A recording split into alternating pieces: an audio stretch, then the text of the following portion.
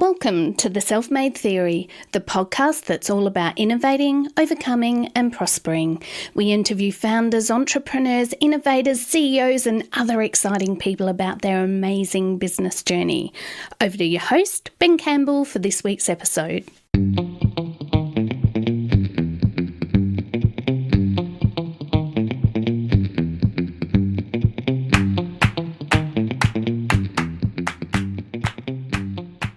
Remember as a kid when you used to sit back and think about what you wanted to be when you grew up? Maybe you wanted to be a fireman or a policewoman or an astronaut.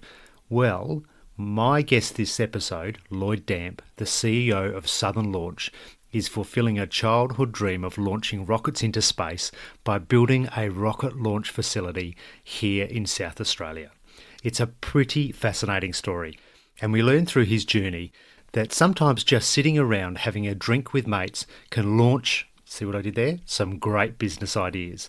And that maybe it's time to look back into your city's history and see what your city used to do 40 years ago that can be reinvented and done again today. We talk about the importance of the role of government in providing foundational support for industries like the space industry, the challenges faced when you're doing something completely new, and that finding your niche is important in every industry. My name is Ben Campbell, and this is The Self-Made Theory.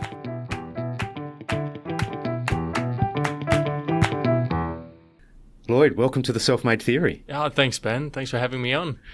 It's a pretty exciting time here in South Australia in the space industry at the moment, and you're intimately involved in that. Can you give us your elevator pitch about Lloyd and Southern Launch? Sure. So it's a bit easier if I just give it to you for Southern Launch. So you know how everyone wants satellite-based information. And all of that satellite information comes from, well, rockets that have got the satellites into space. Now, in the world today, that is a $30.1 billion industry over the next 8 years, just to get the satellites into space. Wow. So over the next couple of years, there are 85 companies worldwide developing these small lift launch vehicles to get the satellites into space. So you and I can do our FPOS, we can stream Netflix, and we can know what the weather's going to be like tomorrow. So at Southern Launch, we're developing one of the world's best multi-user launch facilities here in South Australia, so that a number of these 85 companies can come to South Australia and launch rockets into orbit. The site that we have has been selected specifically so that it doesn't launch out over delicate marine environments, it's far away from population, yet it's close enough that the facility will have access to airports and harbours and all the skill set that we have across South Australia. So that's what Southern Launch is doing in a nutshell. That's pretty cool. Probably the thing of most kids' dreams is launching rockets into space. Definitely my dream. I launched a few things out of my backyard when I was a kid, but I think there's a lot of people that would be probably very interested to hear how this has developed. So your accent doesn't say I'm from South Australia. No. Tell us a bit about your personal background. So I grew up in a tiny town in South Africa, actually. It was, I think the whole town had a population of about 3,000. Mm-hmm. And in the center of the town was this beautiful forest. Anyway, so it was out by the east coast of Africa, or South Africa rather. And I lived there for most of my pre-adult life until I was 18. And my parents decided to move to Australia. The violence was getting quite atrocious. I'd been shot at a couple of times. Oh, gosh. Friends of ours had been murdered, or anyway. And an opportunity came for the family to pack up and move. And so we moved from this town with 3,000 people and a beautiful forest in the middle to Whyalla, which was a bit of a shock to the system. So for those that don't know where Whyalla is, it's about 4 hours drive north of Adelaide. Can you explain what Whyalla was like at the time as a kid? Red, because back then, so it's a iron ore processing town primarily, and there's a big iron ore mine up or what was that, west of Adelaide, west of Whyalla, and all the raw iron ore would be trucked into Whyalla on open top trains. So the dust from those trains would just cover everything. One of the big laughs that we had was that they built a Harvey Norman, and instead of painting the building white or some other color, which is their corporate color, they painted it like more a salmon color, because they knew that that's what it would end up being after about 6 to 12 months. So, but the other thing that shocked us was in the town where I grew up, it was very, very humid. So think Queensland, Cairns style weather, lots of sugarcane plantations. And in that first year, we had 16 days in a row where the daily temperature was above 40 degrees. This is in Whyalla. In Whyalla, where the heat is very dry. Oh my goodness! We didn't know what was happening, so we were very, very naive. But it was the first time I'd been taken totally out of my comfort zone. Needless to say, I had a job in Whyalla, which I didn't really enjoy, so I went to university in Sydney. That was another huge shift, suddenly from living close with my parents my whole life to moving to Whyalla for 6 months, and then moving out of home and to Sydney was big shock to the system. And what did you study in university? My undergrad was actually in, don't laugh, it was in space engineering. So it was a tiny course, or very, very small class size at the University of Sydney. And then I decided to do a master's as well. So I did that in aeronautical engineering. So did you have a passion as a kid? Why did you decide to do space engineering? I really liked a challenge. I always grew up, I was very fortunate to grow up in and around aircraft, and so that's what I knew. So that's what I applied for at the University of Sydney. And space engineering was an invitation-only course, and I got an invite to it. No, why not? Always been a bit of a joke in the family somehow that I got in, so went with it. And everything that followed from university has been because of that I love that challenge and going fast and pushing the boundaries of science. That all really excited me. So after university, I was supposed to go around the world, but I got a job at DST that I couldn't turn down. So it's a Defence Science and Technology Organisation, designing and analysing weapons. So that's an Australian government agency? Yes. With a big base here in Adelaide? Yes, I think there's 1,200 scientists and engineers up at Edinburgh. Mm-hmm. And then about 18 months ago, along came the idea for Southern Launch and trying to tap into this huge market. So where did the idea come from? Well, I was sitting around having a beer with some European mates who are in the rocket launch business, and they were bemoaning the fact that, there's all these companies building rockets and they have nowhere to launch them from. And that's not something you can launch from your backyard. Exactly. And there's a whole bunch of companies and countries out there developing facilities in Europe, and they were all bemoaning the fact that they either can't gain access to the ranges, or the ranges aren't actually in the optimal position to put their satellites into orbit. I jokingly, so we were down on the River Torrens, and I jokingly just, flippantly just waved my hand and said, you should just launch from south of Adelaide. And the German who was sitting next to me almost spat out his beer. He was like, oh my gosh, you're right. If you can organize that, you will just capture the market. It just makes such good sense. And because South Australia's got quite a history in rocket launch capability, both places like Woomera, and then even further north. We've got some history there around nuclear testing, etc., atomic testing. Well, if you go and read up what they were doing at Woomera, they were launching rockets. I think they were launching Skylark rockets 5 times a week, and these are pretty big rockets. And then that's where Australia, we launched RESAT, so Weapons Research Establishment, which was the precursor to the Defence Science and Technology Organisation. They built and launched a satellite 51 years ago, and then the Brits came along and launched the Prospero satellite, also from Woomera, I think 47 years ago. So Woomera's a really interesting place. I've been up there on my way to Coober Pedy, which is also a fascinating place. And it's like it was back in the 60s. Yes. It's really cool. It's a really cool place. And lots of history up there with lots of rockets and and other things for people to see. So I think at the peak of its operations, there was 1,200. Oh, no, it's about 2,000 people there, actually. And now I think it's down to about 150 just to maintain the town. Yeah, okay. But you can see what happens when rockets come to town, so to speak. It's a huge influx of people just to keep everything going, and jobs everywhere and people pushing the boundaries of science. And, I get excited. So 18 months ago, you're sitting around having a beer, coming up with an idea. Everyone thinks, wouldn't that be great? Yep. Who decides then to go and build a rocket launch facility? Oh, jeepers. 3 cheers to Google Maps, because after the discussion, I sort of went, what on earth is this fellow talking about? And picked up Google Maps and had a look around and went, you know what? It's actually possible.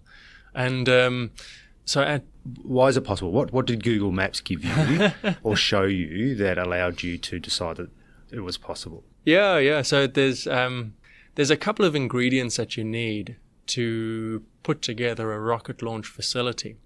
And it's a bit like, it's like property, location. And so you need a facility that if there's anybody living nearby, or everyone lives in the opposite direction that you want to shoot the rockets. So in our case, we want to shoot the rockets north, so we have to find a location where we want to shoot them south, so everyone has to be to the north of the facility, proposed facility. And you need to be right close to the water, so that the rockets go immediately away from the land. And you need harbors and airports and all those things close by, so you can bring in this high technology. And very, very important is you need to be on a peninsula or on a piece of land that you can cordon off, so that people can't inadvertently, find themselves between a rocket and the ocean, or close to where you're doing preparations and things like that. So, and the other key thing was that because my family lives in South Africa, I spent a lot of time in aircraft flying from Sydney or Adelaide to Perth, or Sydney to South Africa. So I know that where the air routes are in that whole area. And it turns out that below South Australia, we have very little shipping, very little air traffic, and at the tip of the Air Peninsula, you have all those location-specific ingredients to make a launch facility possible. So when you decided that there was a golden opportunity here, did you wonder why no one else had thought of it before? Damn right I did. I was like, am I actually missing something? Is there something that I'm just not taking into account? And so what I did was I went and I spoke to a whole bunch of trusted individuals, just going, what am I missing? And everyone went, geesh, you seem to be right. I can promise you it didn't make me feel any better. Because you still wonder, what am I missing? So, but no, we've now validated the business model, and we've got a whole bunch of customers lining up. So, So I imagine there's not just vacant land sitting around. How do you determine, whereabouts, which land, what's available, who am I going to talk to, lease from, buy from, etc.? Well, once again, you're going to laugh, but Google Maps, hey? So searched around with Google Maps and made contact with Regional Development Australia, and they were able to put me in contact with a whole bunch of landowners and different government bodies. So, it's not all freehold land, so it's not all individuals who own the land. Say down at the Eyre Peninsula, there's companies and government boards. And so through a whole bunch of discussions, we then found the right place. So, So are you still working at this point, or had you decided that this was a full-time gig? No, so about 4 months ago, or probably 4 months ago, this became my only full-time gig. So prior to taking the jump across, I was still working as a senior engineer up at Defence Science and Technology Group. Wow. So I was working full-time there and full-time for Southern Launch, and it just got too much. But So where do the customers come from? How do you find a customer to launch a rocket? Well, what I can say is our customers are... We've got one letter of intent from an Australian, so a domestic manufacturer, and we've also gone to the Europeans. As you can imagine, Europe, it's not very big. To the north of Europe is Iceland, Greenland, America, Canada, Russia. So they are quite constrained in launching into what's known as polar and sun synchronous orbit. So those countries don't want you launching rockets over there. No, yes. no. So went to Europe, but I've been to Europe a hang of a lot of times since going only full-time with Southern Launch, just talking to manufacturers, and it's been fantastic. Yeah, wow. So where are the other popular launch facilities around the world? Well, one of the best out there at present is our dear friends over at Rocket Lab over in New Zealand. So they have a facility on the North Island that I believe this last weekend, they shot 16 NASA CubeSats into orbit. So it's a fantastic example of a very, very small launch facility that shoots their Electron vehicle, which is, I think, 17 meters tall. So it's a good example of what it is we're aiming to do here at Whalers Way in South Australia. But around the world, there's bigger locations for bigger rockets. Places like Vandenberg Air Force Base in California. They shoot some big rockets out there. The Indians have a facility where they shoot their Polar Space Launch Vehicle, PSLV. I'm just trying to think off the top of my head. Then there's a couple of proposed areas. So the Portuguese are proposing a facility on the Azores in the middle of, well, not really the middle of the North Atlantic, but it's surrounded by air and maritime traffic, and it's very, very small.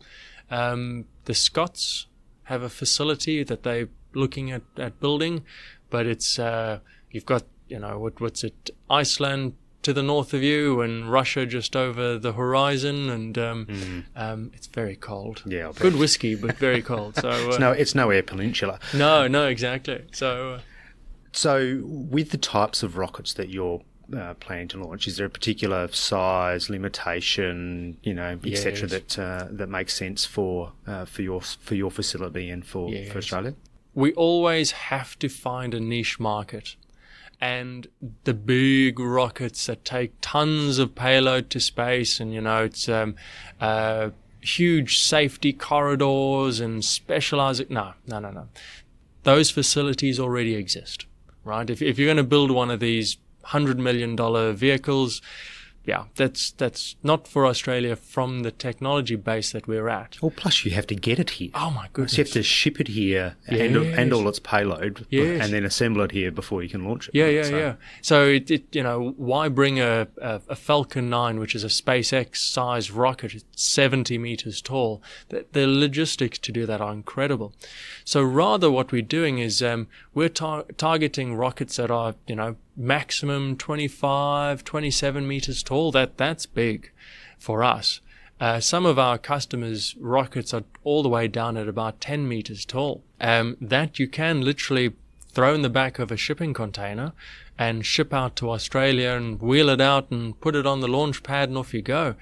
Because they are so small, and for a lot of people they'll think that's still big, the amount of propellant that those rockets take is smaller than a tanker of petrol that you see being carted around in a truck. They take between 50 and say 400 kilograms of satellites. So there's a real niche that we as Australians can jump on board, so to speak, and satisfy the market desire. Yeah. So a number of people will say that Australia has been a laggard over the last 20 or 30 years. You can go back earlier than that and say maybe not, but in the last 20 or 30 years, and there's been a growing, certainly in South Australia, it's a growing industry supporting the space, the space industry, everything from IoT around, etc. We now have an Australian Space Agency. All of it's soon going to be maybe 300 meters away 300 from where meters from where we are. So we're in ThinkLab. We're in ThinkLab, yes. How important is having an Australian Space Agency to start with, and then B, having it located here in South Australia?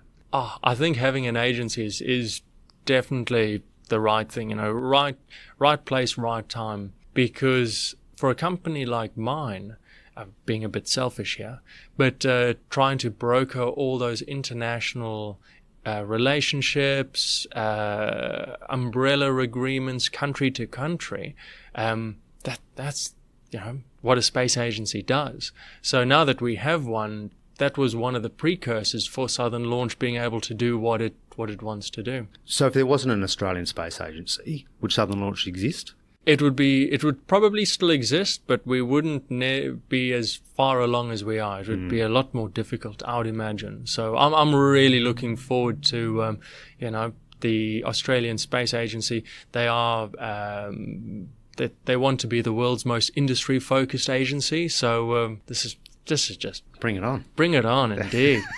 So how do you fund building a launch facility? What's it called? Is it called a launch facility? Yeah, launch facility, launch complex, launch site. It changes. I heard Richard Branson had I think it was just in the news just recently is saying, if I need to build a third location, maybe I build it in South Australia given what's happening down there.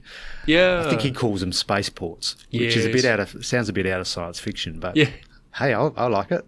I think there's something around, if you can do horizontal launch, which is, strap your rocket underneath an aircraft and drop it off, then it becomes a spaceport. I don't know. So how do you fund building a facility like that? A lot of blood, sweat, and tears. So we've been just working off internal capital for the last few months. We're slowly getting contracts in and negotiating equity. That's we've been very lucky in that the business model we are putting forward actually links together the end users, which is the satellite operators and the satellite manufacturers, all the way to the launch facility. So we've had quite a few companies come on board and propose to put in equity into Southern Launch because they can see the benefit to them being able to, say, launch satellites into space from our facility. But it's tough. It's it's a lot of talking, a lot of presentations, a lot of understanding the business and understanding the market. And I imagine it's because it's so new. It's not like someone can go, well, actually, I've seen this happen before in Adelaide or in New South Wales or somewhere else. So it's a replicable model. This is brand new. And overcoming the standard inertia around we can't do high technology has been a real challenge, because a lot of people go, well, the most complex thing South Australia ever did was build cars. I go, hang on a moment. We do so much more than that. It's just not talked about. And that's what this podcast is all about. Telling stories like that. Thank you, Ben, for your time. No. I mean, it's going to be quite funny. You mentioned the Australian Space Agency, but the Australian Space Agency is going to be moving in next door to Mariota, who are developing ultra low cost Internet of Things, satellites, and you name it. We interviewed Alex. Fantastic. About 10 or so episodes ago. Oh, good. Well, and about not even 100 meters from us here is where Innovor does all of their satellite research and development and manufacture. And that's just two within the space of 400 metres of us right here. And for those that don't know Adelaide, we're actually right in the CBD, in the city of Adelaide. We're not out in the boonies, 50 kilometres away. We are right in the heart of the Adelaide CBD. No, so it's there's so many interesting things happening, even here in Think Lab. This is part of the reason why we're here. It's just I get really inspired by just having a coffee and speaking to some of the other people in and around what they're doing and what they're able to achieve. So it's really inspiring, I think. So if you can cast your mind forward a few years, 3, 4, 5 years, what would put a big smile on your face? To me, if in 2 years' time there's a rocket thundering off to space, that I had some small part in helping that achieve. But it's not just that. To be honest, it would be looking around and seeing a whole bunch of young adults, young kids watching the launch and going, you know what? I want to be a part of that future in some way, shape or form. I want to be an engineer, a scientist. I want to, do construction work for the space industry. I want to see kids being inspired, becoming the best they can be. That to me. And space and dinosaurs, those are the two things that really excite kids. And if I can get space out there and make it an everyday thing for young kids. So I have a teenage lad. Fantastic. And I imagine there are a few other teenage lads that listen to this, and ladies. What advice would you give a high school student? Given that you've been on that journey, what advice would you give a high school student if they want to be involved in the space industry? Work hard, but challenge every preconceived idea that you have, and find something that you're passionate about. Find something that you're passionate about and that you can work with other people on to realize, because, a lot of, say, engineering or actually anything out there, it's not a single person who does all the work and achieves all the greatness. It's a team. So, learn to work with other people and just go for gold. Believe in yourself. Believe in yourself and you can do it. So what's happening in the university space here in Adelaide to support the space industry? So you mentioned that you had to go to New South Wales. Yep. Is there much happening in the university space here? Well, just recently, the Australian Youth Aerospace Association started up a rocket competition called the Australian Universities Rocketry Competition. And you'll be very happy to know that the main person who had the great idea to put it all together and is now making it all happen is a university student and from South Australia. And I think it's February next year, a whole bunch of teams from across Australia and even New Zealand will be off to Queensland to launch their rockets. So the universities have got behind rocketry in a big way and are supporting teams to design, build, fly rockets. I mean, how awesome is that? That's really awesome. And this is just in its first year. So, watch out. There's going to be all sorts of experiments and novel things coming forward. It is a super exciting time to be in industry in Australia and in South Australia. Yes, and I can't wait to see what happens here over the next 3 or 4 years. Yeah, fantastic. And I'm super excited about what you're doing. Thanks, and Ben. Congratulations on not only achieving a childhood dream, but really promoting just a new business, a new industry in South Australia. And I'm really excited that you're part of it. So, Thanks so much. Yeah, well done. Thanks so much, Ben. Much appreciated. Cheers. Thanks.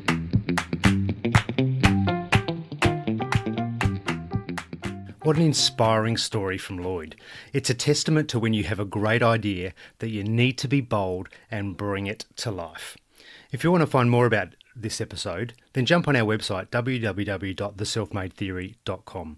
By the way, we have a totally new website, so go and check it out. It has lots of goodness in there, all the podcast episodes plus our blog, along with a recommended book reading list for leaders. Hey, what did Harry Truman say? Not all readers are leaders, but all leaders are readers. Plus some info about my business coaching, mentoring and advisory practice. Until next time, keep innovating, overcoming and prospering.